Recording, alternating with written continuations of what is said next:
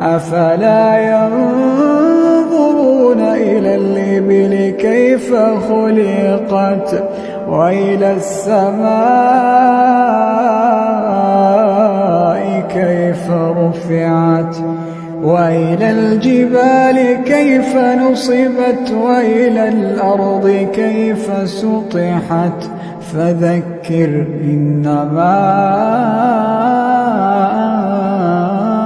أنت مذكر لست عليهم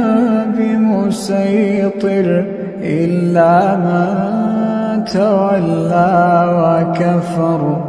فيعذبه الله العذاب الأكبر إن إلينا